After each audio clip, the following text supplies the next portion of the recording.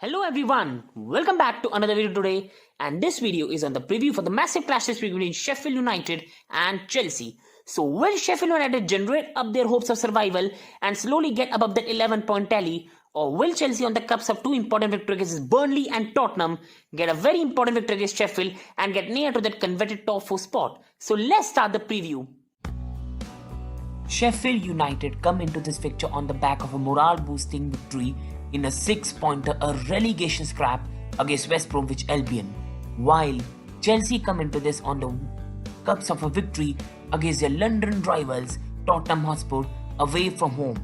It was important for both sides on the different side of tables to win their matches, and they have won their respective matches. Now we move on to the previous results when these two sides have collided against each other.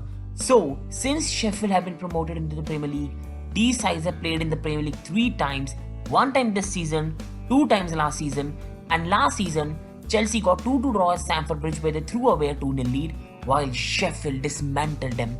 Who can forget McGoldrick and McBurney destroying Chelsea's defence?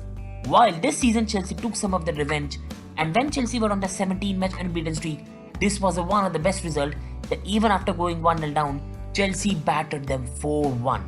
Now we move on to some good facts, some amazing facts when these two sides collide against each other. So when these two sides collide against each other, David McGoldrick always somehow gets a goal in this match. In his 3 matches against Chelsea, he has scored 3 goals, while Tammy Abraham also has a knack to score goals against Sheffield United. He has scored 3 times against Sheffield United while being a Chelsea player, and also he scored for Aston Villa against Sheffield United. So Tammy Abraham against Sheffield United, he always finds a way. While in the 3 meetings between these two clubs, Chelsea have always conceded a goal against Sheffield and not kept a clean sheet. So that will be a cause of concern for Thomas Tuchel.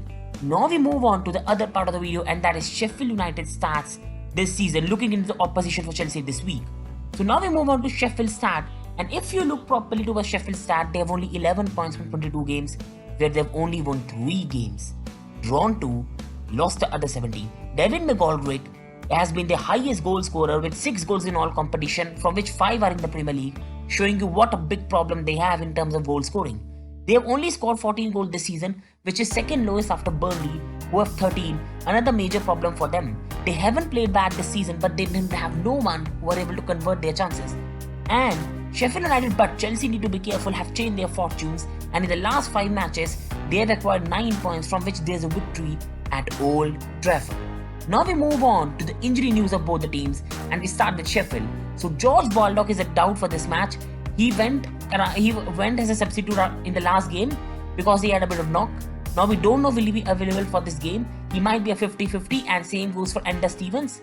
While Ethan Ampadu is a Chelsea player who is on loan at Sheffield, so he won't be eligible to play.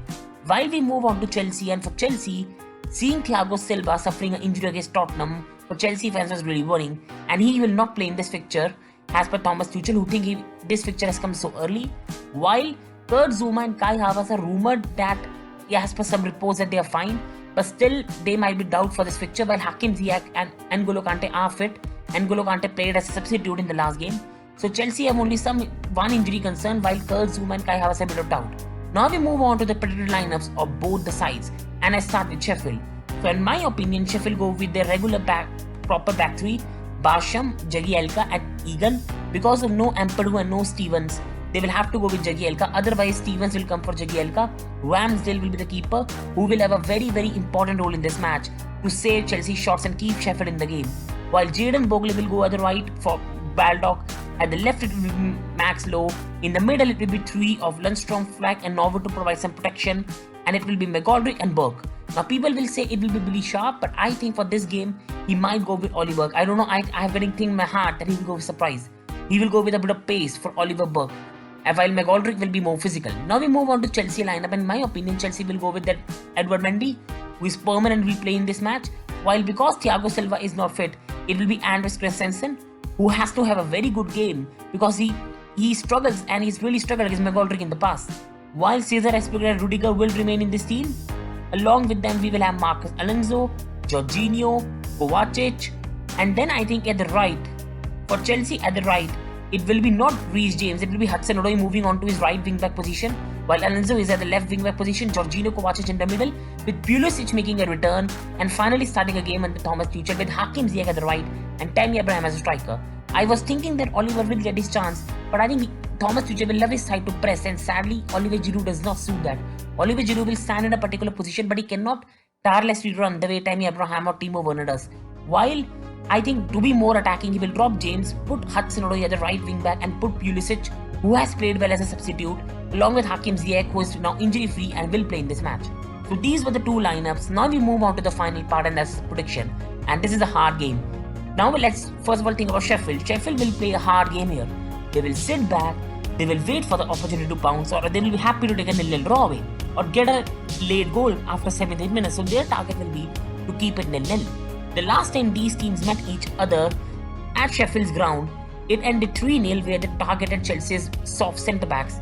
It was Christensen and Rudiger, and they weren't able to handle McGoldrick and McBurney. So their plan will be to put crosses into the box and rely on the physicality of McGoldrick and McBurney to target Chelsea. So Andreas Christensen needs to have a very good game in this one, while Hudson-Odoi will be very important.